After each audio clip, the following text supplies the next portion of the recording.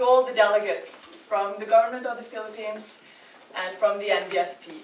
As third-party facilitators, we are honored to host this important resumption of formal talks, and we are touched and very pleased to be able to share this historic moment with all of you. You have both shown a lot of courage over the last couple of months. You have undertaken important confidence-building measures. You have overcome obstacles along the way in difficult moments to be here today. So I want to congratulate the parties on making it. It's so good to see you all here in Oslo, Norway. It's a historical day. There is so much at stake after so many years. So we also feel a lot of responsibility as the facilitator. But we also know that this is in your hands. This is a conflict that has been lasting for far too long, and it is no historical momentum here that I believe there is a will to capitalize on. I would like to congratulate the two parties, the government of the Philippines and the National Democratic Front of the Philippines, on the resumption of these talks, the formal talks. But if you look at where we are today, there's a new element that has come into what we are doing, and it is the Duterte presidency. And we all witnessed how he had boldly taken bold steps, the unprecedented, historic release of our detainees in order to make them available for the negotiations.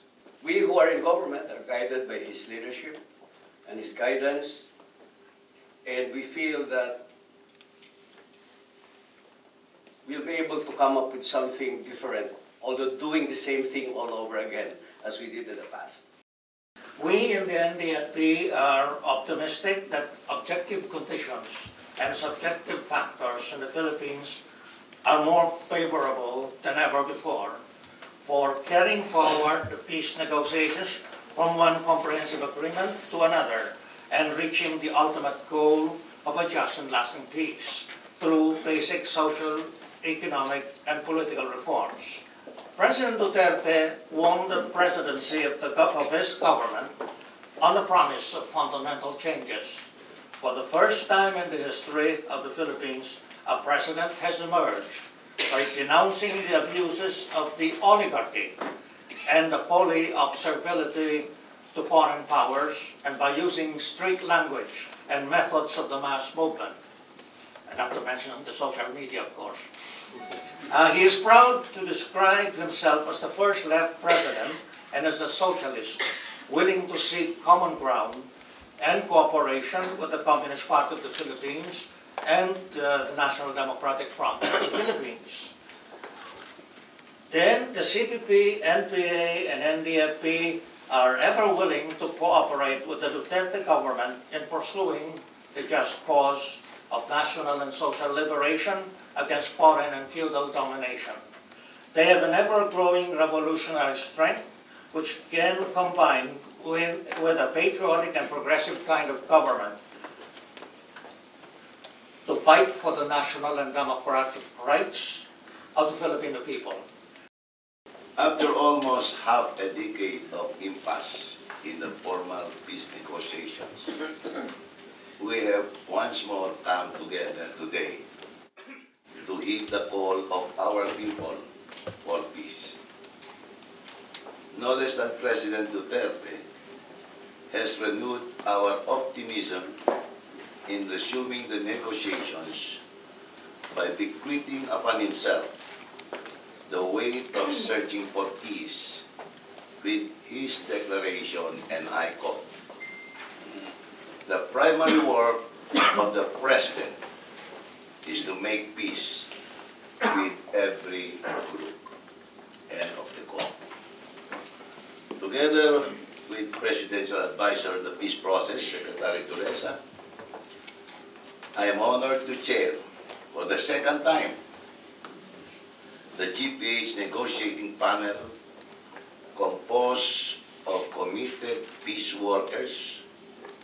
Most of them are already known to our NDF counterpart, as they are former members of the government panel, namely the Honorable former Comelec Commissioner Rene Sarmiento, who negotiated and signed with me in 1998 the Comprehensive Agreement on Human Rights and International Humanitarian Law, now known as CARIL, and former Agrarian Reform Secretary Nani Braganza, who chaired our previous Reciprocal Working Committee on Social and Economic Reforms, and Attorney Angela Librado Trinidad, and my dear friend Attorney Antonio Arellano, who are all or both staunch advocates for reforms and for peace.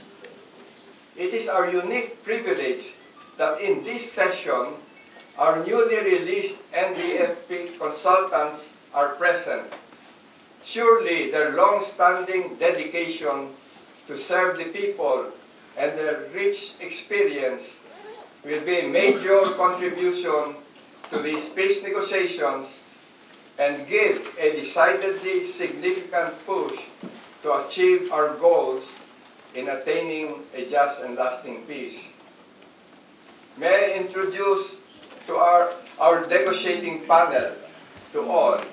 Vice Chairperson of our panel is Fidel Agcawili, also the Chairperson of our Monitoring Committee under the CARIL.